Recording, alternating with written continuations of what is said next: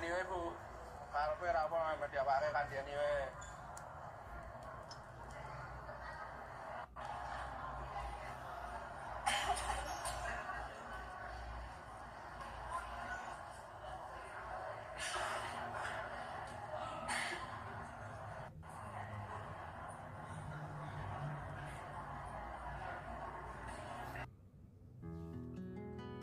Assalamualaikum warahmatullahi wabarakatuh. Alhamdulillah.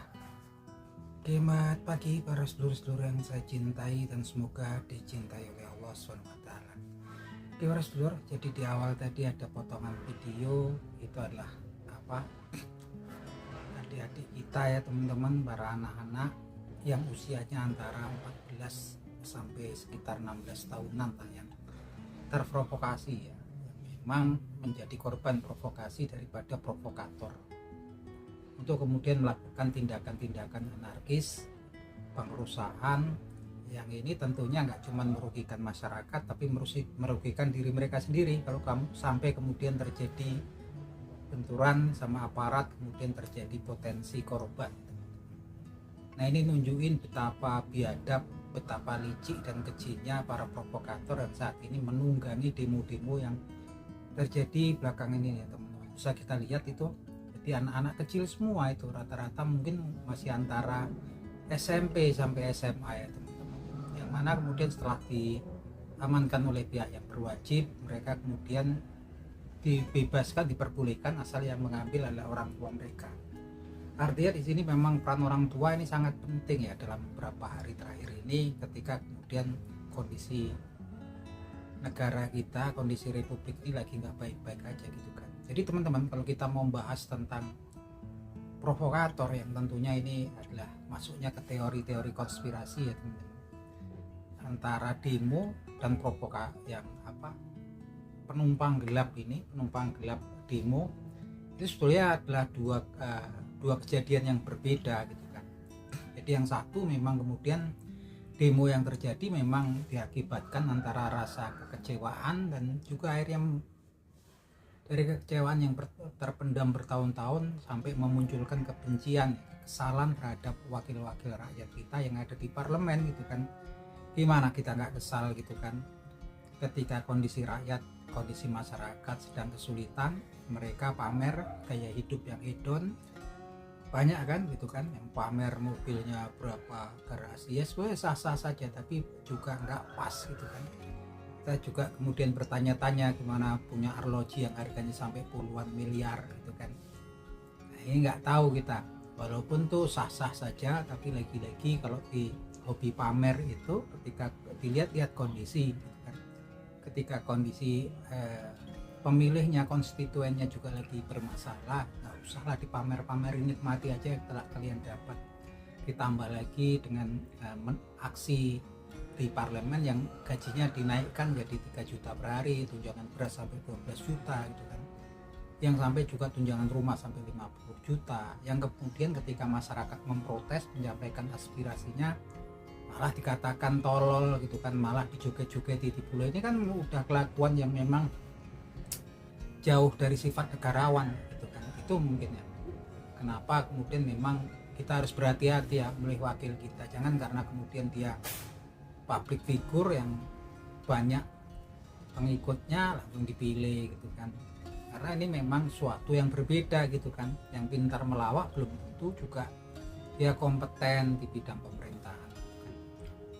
Nah ini kemudian menimbulkan kecewaan ketika kita semua mau menyampaikan aspirasinya, saudara-saudara kita mau menyampaikan aspirasinya, justru mereka nggak ada di tempat gitu kan. Yang katanya pintu DPR terbuka lebar, yang menunggu malah aparat. Sehingga kemudian terjadilah kisruh ya teman-teman, benturan dengan aparat sampai kemudian terjadi korban. Dan juga memang kita dipameri dengan para koruptor yang semakin berani ya. Bayangkan kemarin ketika kemudian ada tuh apa, korupsi atau pemerasan di penerbitan SKK 3 di Dipnaker, ada seorang tersangka yang memakai pakaian orange, kemudian tangannya juga udah diborgol, masih dengan gagahnya mengepalkan tangan. Ini nunjukin betapa udah krisis negeri ini, kita butuh hukuman untuk membuat punishment, untuk bikin mereka jerah gitu kan. Ini dan ini memang kita nggak ngerti karena selama ini tuntutan masyarakat untuk kemudian penerbitan undang-undang perampasan aset itu nggak ditanggapi gitu kan, nggak sampai kapan gitu kan. Bahkan katanya anggota dewan ada yang bilang tuh urusan ketua partai, dan kemudian ada yang mengatakan nanti kasihan anak keturunannya koruptor kan nggak salah gitu kan. Iya, dia juga merusak ekonomi negara, korbannya anak-anak orang gitu kan. Jadi udah nggak ada lagi alasan seperti ya terkait dengan undang-undang perampasan aset ya teman-teman. Kita sepakat itu. Dan ketika kemudian masyarakat bergejolak, sepertinya ada penumpang gelap ya, yang kemudian ingin menunggangi gitu kan.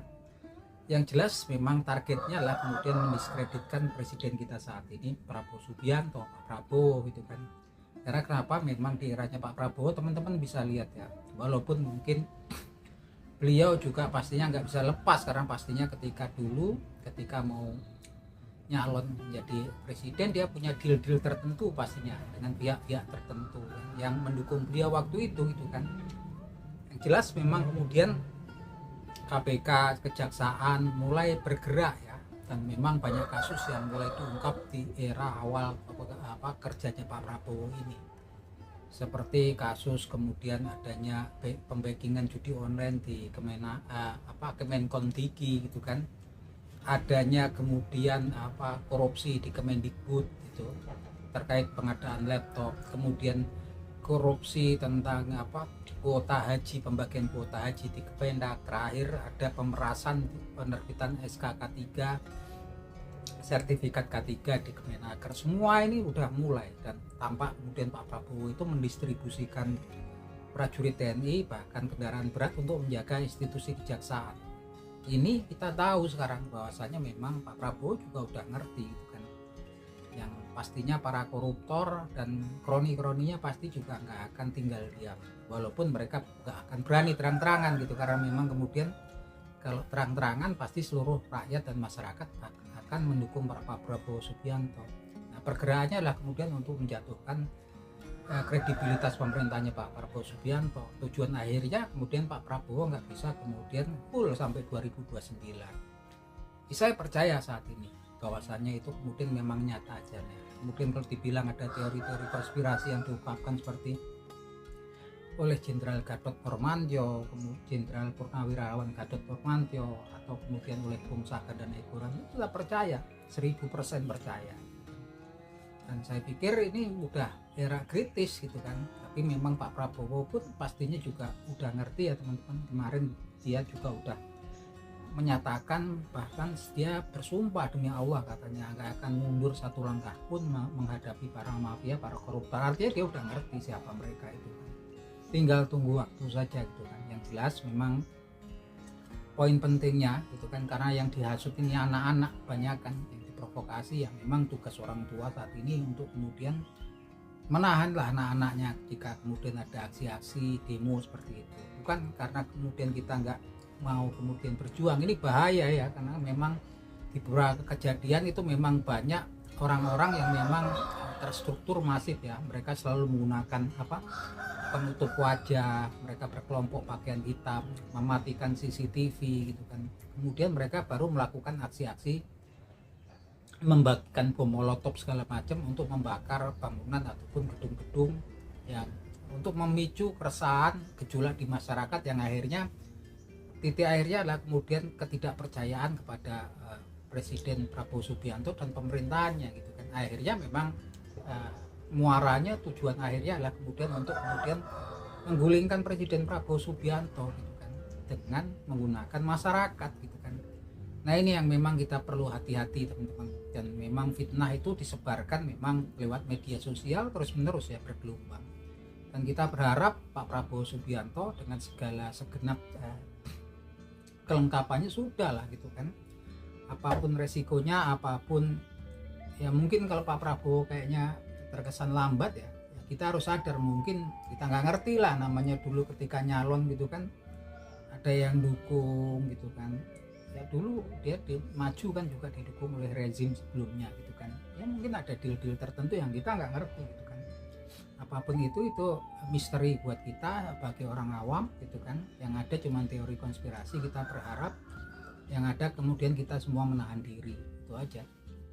Dan harapannya jangan sampai kehilangan momentum. Yang terpenting saat ini partai politik sudah bersedia gitu kan, tinggal kemudian nanti dari pemerintah untuk mengajukan rancangan undang-undang perampasan aset. Itu yang terpenting, teman. Kalau itu sudah ditetapkan atau bahkan hukuman mati, saya yakin progres kemajuan negeri kita ke depannya akan baik. Tapi kalau itu kemudian lewat, momentumnya hilang sudah gitu kan. Maknanya daripada kemarin ada saudara kita yang ojol meninggal gitu kan, makna perjuangannya nanti akan hilang gitu kan. Ada mahasiswa yang meninggal di Yogyakarta akan hilang, momentumnya akan hilang, akan susah lagi akan balik, dan momentumnya saat ini. Nah itu teman-teman, semoga bermanfaat obrolan kita di pagi hari ini. Akhir kata, wabillahi taufik wal hidayah. Wassalamualaikum warahmatullahi wabarakatuh.